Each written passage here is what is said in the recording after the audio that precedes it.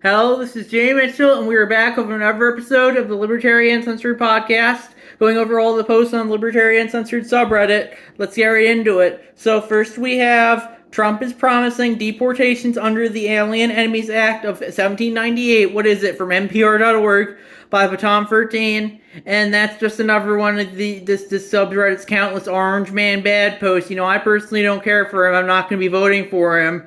But they only seem to care about authoritarianism when Trump does it and not when the Democrats do it. And yeah, even though the Democrats are currently the ones in power, they still call out Trump a lot more than they call out Kamala. And that's my thoughts on that issue.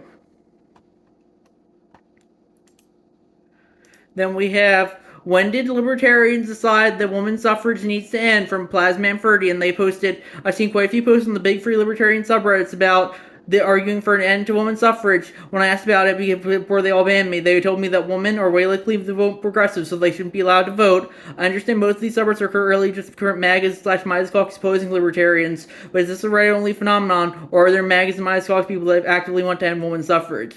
And my thoughts on that are, I personally think, anyone who wants to should be able to vote. But that being said, I think voting is inherently forced collectivism, and that's something that we need to get rid of. We need to get rid of forced collectivism and have all collectivism be voluntary. By having a forced collective government, we allow a state to exist that might go against the wishes of some people, and I think that's not very forcing your belief. Using the force of the state against others isn't very libertarian. That's essentially what the government is right now, and that's my thought on that issue. Then we have, like, the road incantations of a state religion. What's become of University of Michigan's DEI statement from Lemon Limelight, and they said the New York Times Magazine published a long piece on University of Michigan's DEI efforts. University of Michigan doubled down on DEI. What went wrong? Here are some key points from both the full story and highly condensed version. And they said Michigan has poured a staggering $250 million into DEI since 2016. By one estimate, the university has built the largest DEI bureaucracy of any public university. Every university unit, from the medical school down to the archives, is required to have a DEI plan. Most students must take at least one class addressing racial and ethnic intolerance and resulting inequality. Doctoral students or in education studies must take an equity lab and a racial justice seminar. Computer science students are quizzed on microaggressions. And they said Michigan has struggled to improve black enrollment, and students overall feel less included, not more. The percentage of black students currently at around 5% remain largely stagnant. Students and faculty members rose across the board, reported a less positive campus climate than the program starting with a less sense of belonging. For a large swath of students and professors, Michigan's DEI initiatives have become simply background noise, like the rote incantations of a state religion. While its peers reconsider aspects of DEI, Michigan has doubled down. Both Massachusetts Institute of Technology and Harvard's Faculty of Arts and Sciences said they would no longer require job candidates to submit diversity statements. Michigan hasn't joined the retreat. Instead, it has redoubled its efforts. DEI has helped fuel a culture of grievance. Michigan's DEI expansion has coincided with an explosion in campus conflict over race and gender. Every day, campus complaints about and academic disagreements are now cast as crises of inclusion and harm. In 2015, the university received around 200 complaints of sexual or gender-based misconduct. Last year, it surpassed 500. Complaints involving race, religion, or national organ increased to almost 400 from a few dozen during roughly the same period. One professor said, "It's this gotcha culture they've created on campus. It's like a bunch of 6-year-old tasers." After October 7th, Michigan's DEI bureaucracy was tested like never before and failed. DEI leaders gave the school's Martin Luther King Jr. Spirit Award to a pro-Palestine student group. The group had issued a statement on October 7th justifying the murder of Israeli civilians. To critics, Michigan's elaborate codes of speech and behavior, its ceaseless instruction around microaggressions and harm, has suddenly vaporized. Civil rights officials found that Michigan systemically mishandled complaints of harassment of discrimination based on national registry. Of 67 complaints that the officials reviewed, an overwhelming majority involving allegations of anti-Semitism, according to tally obtained, Michigan had investigated and made findings of just one. And they added to close out, the story is packed with other absurdities, so it's not possible to fit all in one post, but suffice to say, Michigan's expansive and expensive DEI program has struggled to achieve its central goals, even as it sets off a cascade of unintended consequences. And yeah, that's why I think we shouldn't have DEI. I would agree that, like, the statement, it's increasingly become the incantations of a state religion. the woke have increasingly taken over the state and are using it to push their woke religion. They say, oh, it's not a religion because it does not like a traditional religion like Christianity, Islam, Judaism. But I would argue it is. But the thing is, they frame it as a non-religion. They frame it as secular humanism, and essentially that has become the religion at this point. And yeah, that's my thoughts there. That's why I think we got to get rid of all this ideological stuff, but be it left wing or right wing, from the state. But increasingly, it just seems like they're doubling down on it. And yeah, I think it's going to get a lot worse before it gets better. And that's my thoughts on that issue. Then we have, this man was almost the LP presidential nominee from like ELX, and that's the tweet from Fakertarians, who tweeted, new developments in historical theory, and it's a tweet from Dr. Michael Rechtenwald. Jesus was not a Jew. Jews only came about after Jesus and their rejection of him. You're utterly clueless. And yeah, I personally disagree with that statement, but I think if he wants to say that and believe that, he should be able to do so. And that's my thoughts on that issue.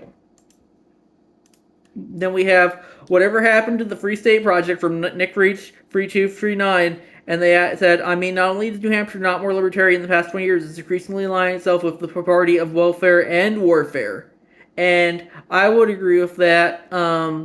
It just goes to show you how, whenever a libertarian movement is created, it's always going to get kind of distracted by something else. And that's very much why, libertarian movements are voluntary collectivism instead of forced collectivism, because it means, they should be voluntary. I think that they're okay since they're voluntary collectivism, but with that being said, they usually do get kind of off track a bit. And that's my thought on that issue. Then we have Judge Sam's Florida for censoring political ad. It's the First Amendment, stupid, from ArsTechnica.com by Paton13.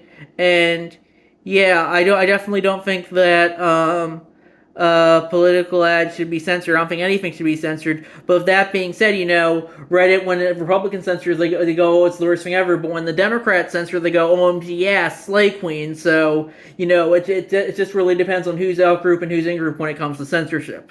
And that's my thoughts on that issue. Then we have, it was all staged, Trump did not work, McDonald's closed for the day, and there was a car rehearsal from Ragnar OKXT, and that's crosswords from the Pick subreddit. And yeah, I think that was pretty clearly a publicity stunt of Trump working at McDonald's. But with that being said, you could have easily guessed that, because people are trying to assassinate him, and they're not going to actually have him be with live customers who might pull out a gun on him and kill him if their TDS is intense enough. And that's my thoughts on that issue. Then we have, are you a bad person? From Nathan RH, and they said, you ever noticed how villains in Harrison Ford movies have a certain slant? It's been said that Han Solo is uniquely Americana. The character archetype does not occur classically, only post-Hollywood. The rogue character has been common since spaghetti westerns. The morally convicted hero that hasn't been found their way till late story, but the villains in Harrison Ford movies are always vile, cruel, dysfunctional, faultless, and poor marksmen, thus setting the conflicted rogue story progression. Classic rogue story is fence sitting. The villains are Nazis, narrow-minded, gnashing of teeth, and hardening of hearts. They aren't fence sitting, they are committed. Do you think of yourself as a rogue? You aren't if you are committed. Do you think some politician or ever is a rogue? They cannot be. Their commitment is established by the time you ID them as a politician. But are there Nazis loud and about in America? Suspiciously, a lot like American movies were told.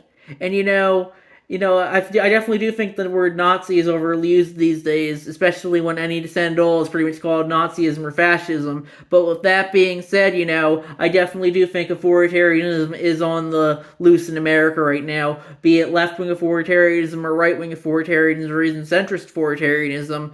We need to stand. I think you need to stand against that, and that's my thoughts on that issue. Then we have Inside the Bungled Bird Flu Response, where profits collide with human health from VanityFair.com by Frosty Slowman. And yeah, I definitely don't think that is very good when big pharma and big medical is focused on profits over public health. But it just depends on what the narrative is. People you would be called conspiracy theorists if you ever said, "What about the COVID vaccines?" In that regard, they say, "Oh no, that's a conspiracy theory. You gotta get vaccinated." So you gotta question. I think you gotta question everything, regardless of what the narrative is, and that's my thoughts on that issue. Then we have churches took over a Cookeville, Tennessee Christmas parade. Then came the chaos from CH4 Locks, and that's crossovers from the Satanic Temple Reddit. And yeah, I personally think, if they have the ability to take over a Christmas parade, I think they should be, and they want to do so, they should be able to. But I think if people want to have their own Christmas parade, that I think they should be able to as well. Ultimately, everyone should have their own parade if they want to. As long as the collectivism is forced, it's voluntary rather than forced. And that's my thoughts on that issue.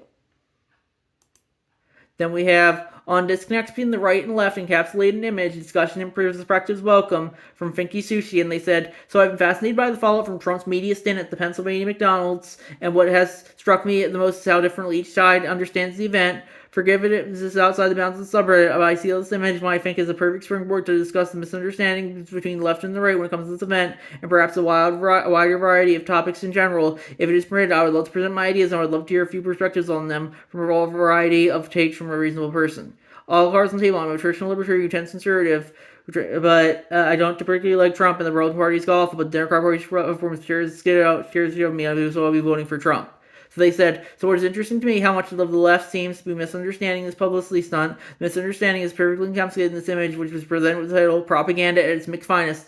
The implication, of course, seemingly that would be that Trump is creating propaganda, implying that he's relatable to the working classes because he spent like 15 minutes glad handling hand-picked employees and driving through families and leering to use a fryer at McDonald's in a controlled setting with no real pressure, time constraints, or any of the other things that make a job at McDonald's what it actually is, additionally implying that Trump's voters are stupid enough to fall for such propaganda and believe he's relatable because of it. Basically, Trump is spreading propaganda, and the MAGA adults are eating it up because believing that the billionaire could be relatable to them. Trump is Mussolini. However, the real situation in my mind, and in the mind of most here, is almost exactly the opposite. It seems strange. Let me explain. Pretty much every conservative I've talked to or seen discussing these online seems to understand this is a stunt response to statements made by Kamala Harris. Harris has stated that she's relatable to lower middle-class workers because she worked at McDonald's, specifically working at the fryer making French fries. The problem is that the McDonald's in question has stated that they have no record of her working there, and her campaign is so far proud to provide proof, but she ever did so. Trump's campaign has called her a liar, pointed out that she was nowhere near middle class as she claimed, going to private schools, never public, having nannies and housekeepers with higher income of all her life,